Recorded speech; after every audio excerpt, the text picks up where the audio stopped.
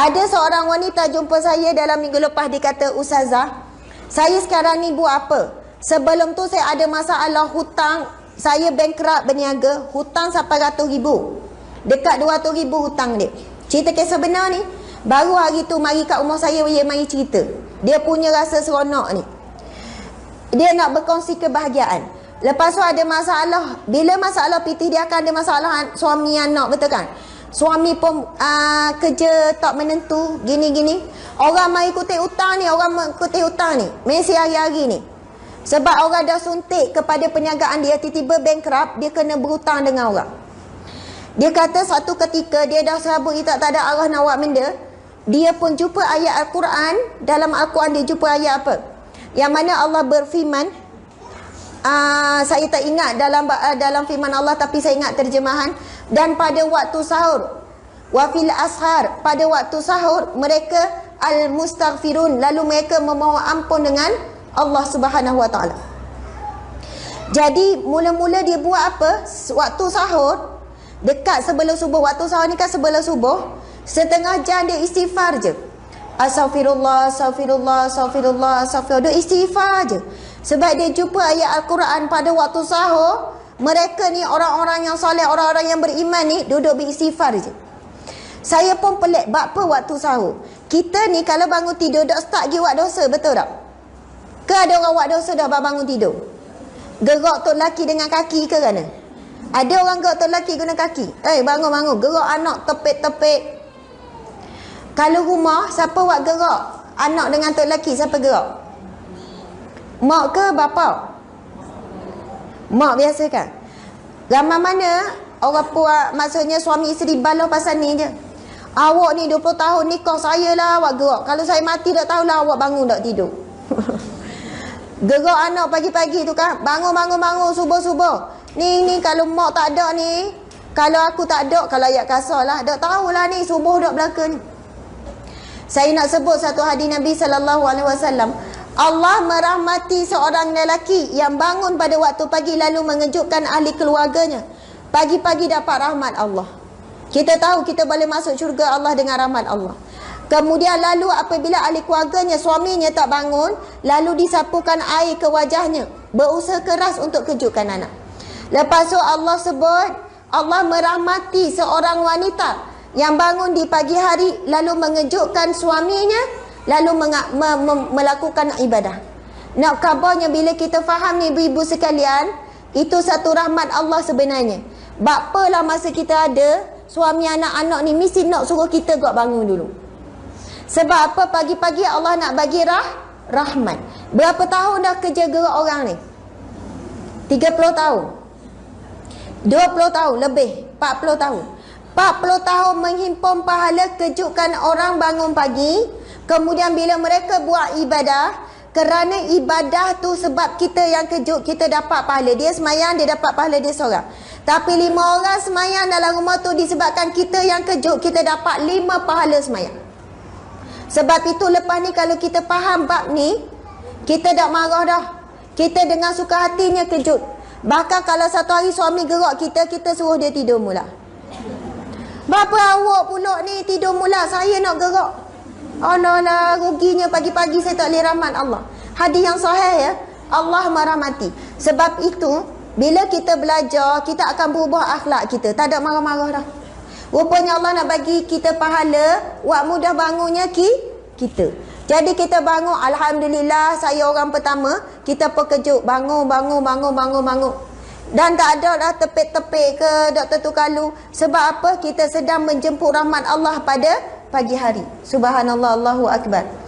Saya nak cerita tadi tu, puan tu tadi tu kan, seorang sahabat saya ni, dia kata, Ustazah, dia panggil saya Asma, dia bahasakan dia Kak. Dia kata masa dia teruk tu, dia bangun pagi istighfar istighfar je setengah jam. Lepas tu dia boleh bangun awal lagi pukul 4.30. Dia boleh baca 1 juzuk sebelum subuh. Allahu Akbar. 1 juzuk 4.30, 5.30, sejam lebih kurang boleh habis 1 juzuk. Sementara tunggu dengan nak solat dia istighfar. Dia kata lepas beberapa bulan ke berapa minggu macam tu, tak lama, setiap satu-satu orang tu hubungi dia, pasal hutang tu 30,000 tu kira halal lah, tak payah bayar. Lepas berapa hari wak lain pula, ada 5 orang yang suntik kepada perniagaan dia rugi. Telefon dia, hutang dalam 40,000 tu, semua puluh-puluh ribu belaka. Saya kira halal, saya anggap itu sedekah. Tak lama, sampailah dia kata semua halal kecuali seorang lagi. Seorang tu pun kata gini, kalaulah dam bayar sampailah meninggal, kira halal. Sekarang ni tak payah mikir nak bayar hutang, tak payah mikir. Maksudnya dia kata, ya Allah, memang betul lah firman Allah Subhanahu Wa Taala. Allah sebut, wa may yattaqillaha yaj'al lahu makhraja. Barang siapa yang yakin dengan Allah, Allah beri jalan keluar bila ada masalah. Wa yarzuqhu min haitsu la yahtasib, dan diberi rezeki daripada sumber yang tak disangka-sangka. Wa may yatawakkal 'ala Allahi fa huwa hasbuh. Barang siapa yang bertawakal kepada Allah, Allah akan bagi cukup. Dia kata Asma, dia kata masa Kak buat, dia kata Kak tak ingat pun pasal niat nak suruh bayar hutang dah. Masa buat tu sebab tak ada arah dah, rasa hidup kena sepik, orang duduk minta hutang. Masalah anak dia pun ramai dalam 7 orang. Lepas tu masalah pula suami kerja tak menentu. Maksudnya masa tu dia mikir apa yang berlaku pada dia mesti disebabkan dia. Akhirnya dia ubah apa dia kata, dia jaga Al-Quran satu hari mesti habis 1 juzuk. Kedua, istighfar sebelum subuh. Ketiga, dia kata apa yang dia buat, solat mesti jaga di awal waktu.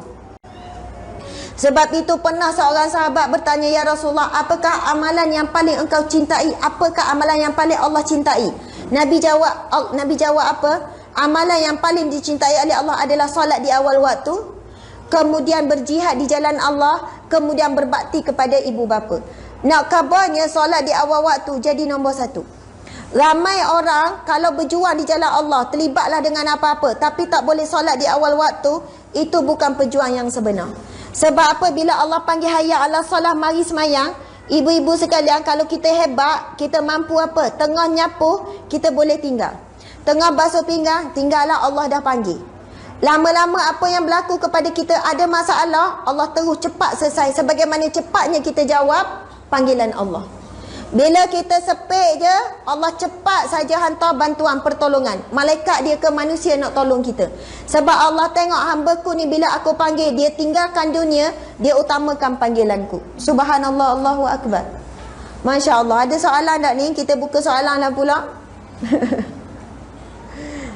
Saya ni kan ada tulis gini. Tajuk kita hari ni berkenaan dengan peranan wanita menghadapi fitnah akhir zaman. Betul tak? Antara fitnah akhir zaman ada 5S. Kalau nak ingat-ingatlah, 5S. Yang pertama, skrin, telefon. Ni skrin ni, telefon, TV ataupun laptop ataupun komputer.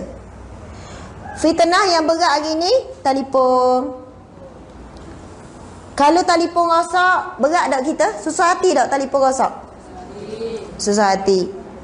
Kalau telefon tinggal, balik tak mula? Balik, ambil telefon tinggal, betul tak? Kalau tok laki tinggal, balik juga. Ada tak tinggal tok laki dia? Kalau Quran kita tinggal, tak balik. Saya nak tanya, kita ada tak Al-Quran yang jadi rapat dengan kita? Ada tak satu Al-Quran yang mana kita pergi mana-mana mesti kita bawa? Ada gini. Sebab salah aja. Telefon ni pergi mana-mana mesti bawa, mesti ada dalam beg, betul tak? Kalau tinggal kita ambil. Kita banyak pegang telefon daripada pegang Al-Quran, betul tak ni?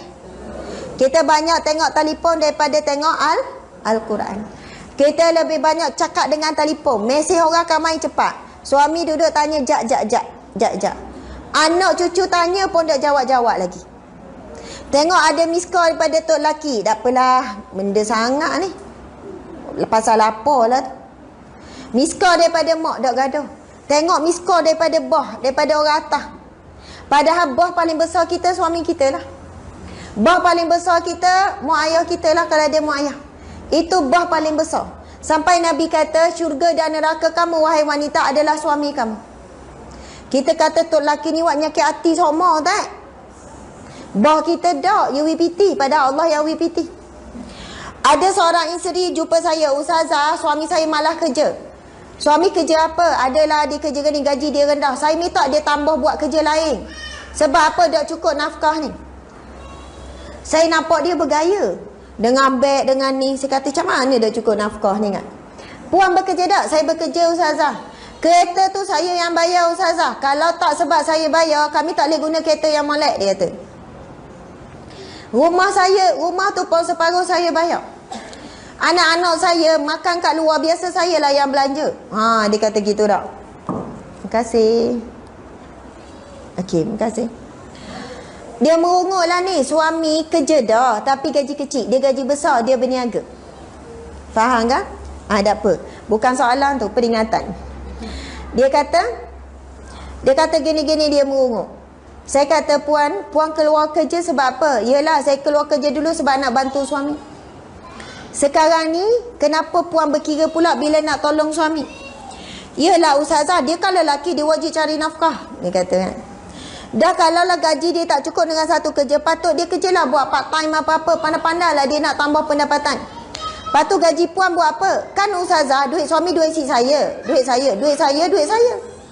Orang puan, betul tak zaman ni? Saya nak kata siapa yang berpegang dengan kata-kata ni akan hilang sakinah, ketenangan dalam rumah tangga. Akan hilang mawaddah warahmah. Kalau kita baca kisah-kisah Sayyidatina Khadijah, ibunda kita Fatimah, ibunda kita Aisyah dan sebagainya, ibunda kita Safiyah isteri Nabi dan sahabat-sahabat Nabi, kebanyakan isteri mereka ni buat kerja bagi makan kepada binatang, uli gandum. Maksudnya gandum ni bukan gandum macam kita uli ni. Kalau beras sampai ke kita kena kupah, kena koyok sesa, gana tangan kita nak khabar.